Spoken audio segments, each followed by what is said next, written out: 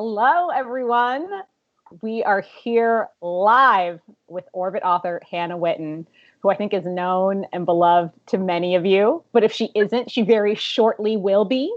Hannah has written the dark fantasy of all our dreams with her debut novel, For the Wolf. I am going to let her take away to tell you a little bit more about it with no further ado. All right.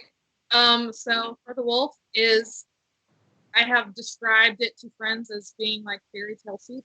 It's got most recognizably Red Riding Hood. It's got Beauty and the Beast. There's a little bit of Bluebeard in there. There's Snow White and Rose Red. There's Snow White. It's like if Brand New and Mayday Parade made a concept album for a bunch of fairy tales, and then my God, all the music videos. How could you want anything more? That's phenomenal. So, that's what it is. I couldn't have put it better myself. It's fun, and I hope you like it.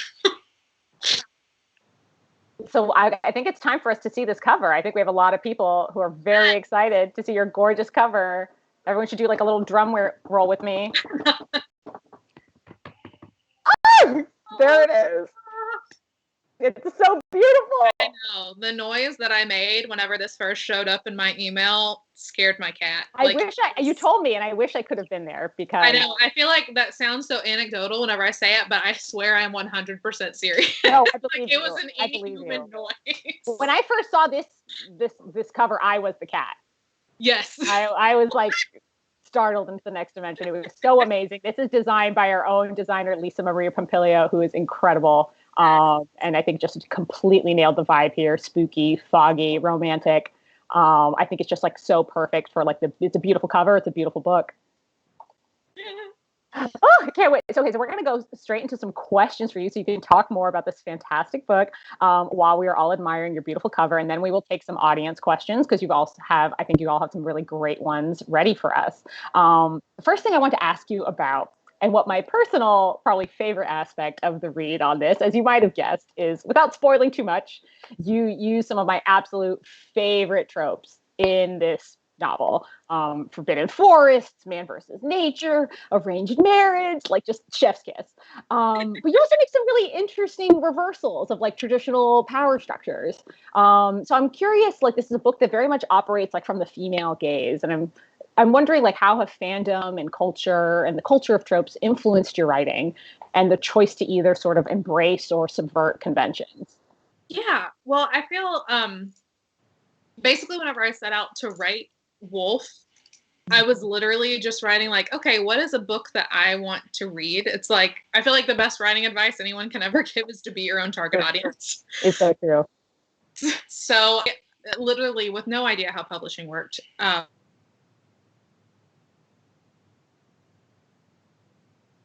Oh, I think we have a little bit of a lag. Okay. Oh, I'm sorry. That's we have a guest. You need to. Okay. So, can you stay right there? Sorry. No, she's adorable. I love it. You were saying, I think I last heard you without knowing anything about how publishing worked.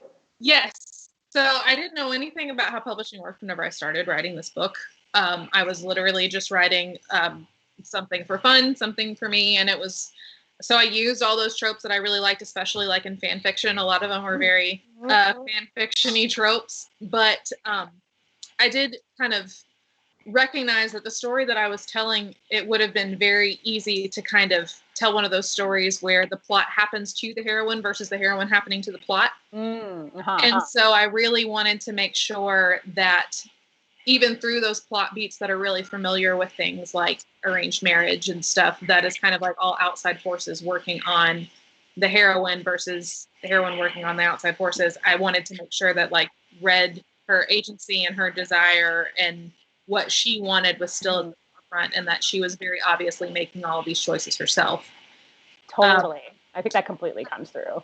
Yeah. And then there's, sorry, go ahead.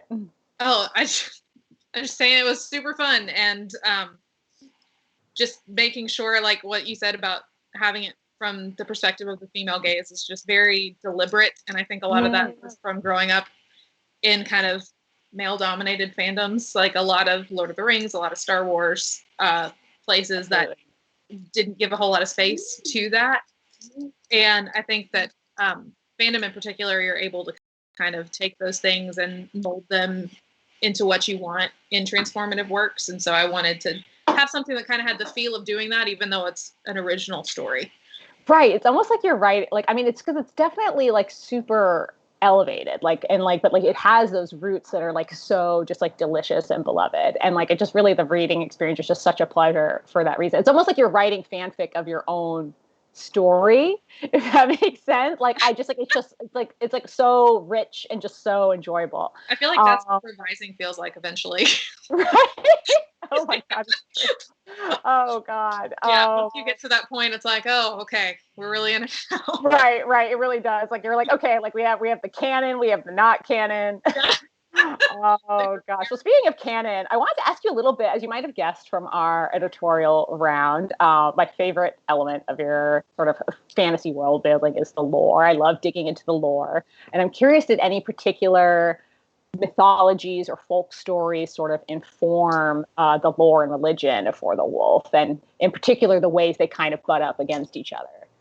Yeah, not consciously, because the religious element, the way that I plot things is very much kind of like vibe first, plot second. The vibes are incredibly strong. Thank you. So I knew exactly, and I talked about this in a newsletter recently, actually, but I knew exactly how I wanted the story to feel and like the emotional resonance that I wanted to hit. And then the actual plot beats was kind of like reverse engineered from that. And so I always knew that I wanted to do something that was kind of critical of some religious structures. And so I wasn't necessarily drawing from any particular one, because the religion in For the Wolf is kind of weird because it's a bunch of dudes that they've just decided that are gods versus actual like supernatural figures. And so that kind of, I feel like structuring it that way kind of said exactly what I wanted to say. Right. Absolutely. But I think that there's like the vibes are incredibly strong. It's very like the natural world versus like man-made power in a really interesting way. I loved like the shadows versus the forest versus like blood versus blood. It was so good. I don't want to spoil too much, but I keep talking about the spoiler. I'm going to ask you one more question, and then we can I'm going to ask you another fun one, and then we can switch to audience questions, because I want to get to some great ones here. I know you've been thinking about this one. If For the Wolf were made into a movie, who would you cast? Well, Mr. Driver, if you're watching my film, just kidding, mostly, but a little bit. Yeah, Ben Barnes would be he would be great. Oh my God, he would be good. Logan Lerman, in like those recent pictures of him with the hair. Oh yeah, he's got gray hair now. Yeah, looking kind of like tired and run down. Like, oh, that's an Eamon look. Right. The suffering needs to be there. Yes, the suffering has to be apparent. What about for Red and for Lyra? Pugh would be a perfect Red. she just would. looks like Red in my brain. She's perfect. For Neve, Adelaide Kane and Rain, I always thought had a very Neve look.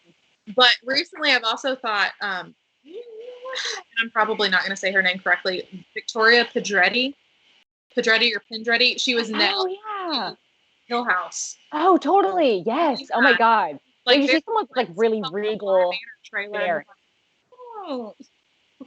That's fascinating. That's actually perfect. Yeah. Hollywood. Take notes. Oh my gosh, that would be amazing. Cool. Let's move along to. I'm going to take an audience question. We have a few that have been submitted in advance, which I will now pick from. Sorry, 1 second, while my computer fights me. Great. So how did you? So this is from Isabel Cañas. Hello, Isabel. I'm so glad you're here. Favorite. Oh, our fave. How did you originally come up with the idea for the Wolf, and how did it change as you wrote and revised it? Oh, that's a great question. Yes. So the very first thing that I wrote of this story at all was that first daughters for the throne, second daughters for the wolf line. And so good. Such a good line. Thank you.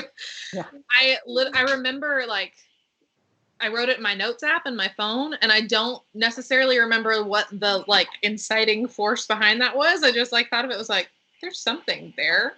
So we kind of expanded from there. And the first draft, we don't speak of it. We don't think of it.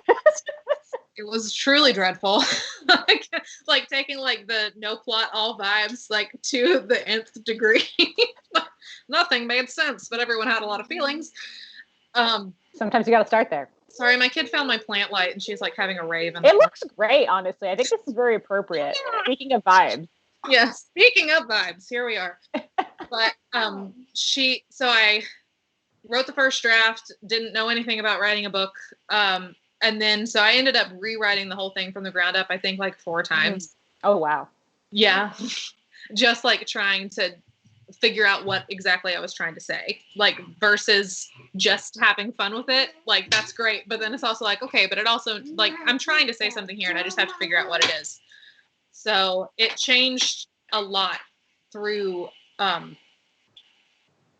those rounds of rewrites. But the central dynamic of, like, Red and Neve and Aemon stayed pretty much the same. It was really a lot of, like, building and magic system stuff that had to be, like, built out around it to make sure that what was happening made sense. Right. I know we talked a lot about that. And I think even before you and I worked together, your primary editor, Bree, who's couldn't be with us today, but who is also amazing. You and she had did a lot of work on that too, I think. And like, it was so exciting to kind of see how it evolved progressively. And I think it's just in this place where it's just so good. It's so good. I want all of you to read it right now.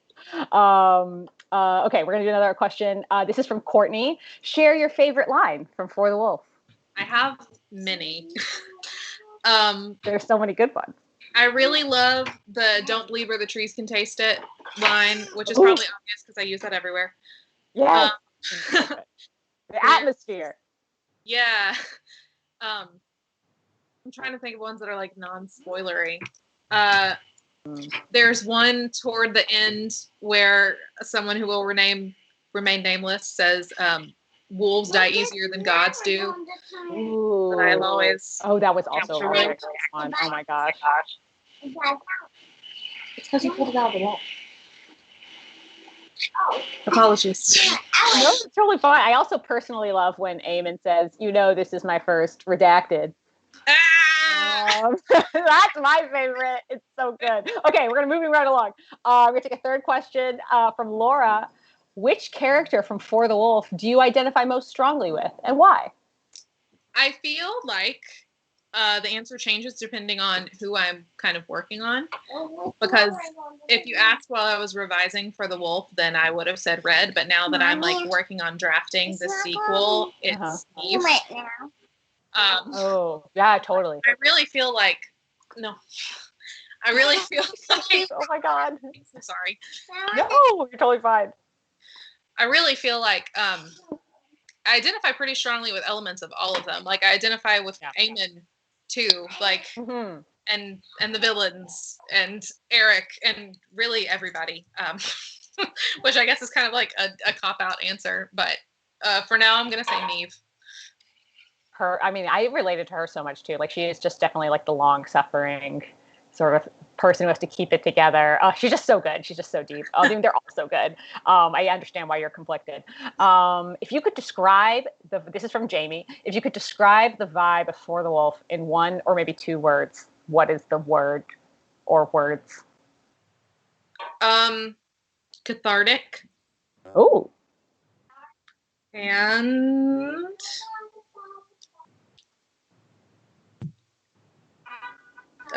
foggy. I don't know. Foggy. It is foggy. It is very foggy. Those are 2 good words, cathartic and foggy. From Morgan. Oh, I love this question. This is a great question, Morgan. What are the zodiac signs of the big 3 of the main characters? That, of course, that's sun and like moon and rising up. Go. I have them written down. Hold on, I'm looking. I love it. I love that you have them. Okay, so Red and Neve are twins, which like makes things complicated. And a caveat that I actually know very little about astrology. That sounds good. So Red and Neve are twins. Mhm. So I have them Gemini Sun, not just because they're twins. They just have some but it is appropriate. Gemini going on. Yes, Aquarius Moon, and I feel like Neve has got more Moon going on than Red does. Mhm. Aries rising, which is very rare. Oh my God, what a chart. That's a toughie with twins. You did a good job. Thank you. That makes sense. I see that for both of them, for sure. And then Eamon, I always thought of him as like a Taurus moon, just because he just wants to be like left alone. Yeah, in his woods. He just wants everything to be easy. He wants to translate things in his library and not have disaster red running all over his face. And then I have him as a Scorpio. Wait, I said Taurus Sun, Scorpio Moon, and then I have him as a Cancer rising because so tender. He's got a lot of feelings. It's very sensy. He gets very sensy in there. He has to. I think that's perfect. A lot of water, but like with that, he does like to be a hermit in the woods. So obviously Taurus. Oh my gosh, I love that. This is from Tasha, and this will probably be our last one before we wrap up. If For the Wolf has a fandom, what do you think the most popular trope will be? I think it's when For the Wolf has a fandom, first of all. But. I'd love to get some like modern AUs that, I really can't read. I just want to know that they exist. Right. Coffee shop AU. Coffee shop, like college AU. Yes. I feel the dynamics are there. I would love to see them explored. Oh my God. That would be perfect. Yes. On that note, all of you need to run off and write coffee shop AUs for this, which we will not read, but we will know they exist and be pleased. If I just know they exist, it will truly brighten my day. Just want to go into AO3 and see the tag. That's all. Yes. I'm sorry we couldn't get to everyone's questions. There were so many good ones, but there will be other opportunities to ask Hannah about the book. We'll be doing lots of stuff for this, and thank you all so much for joining us today to see this beautiful cover and to talk with us about this amazing book. Hannah, any closing remarks? I am just completely floored by how excited people have seemed for this. It's been really, really cool, and I'm super thankful for all of you. Thank everyone so much. Thank you.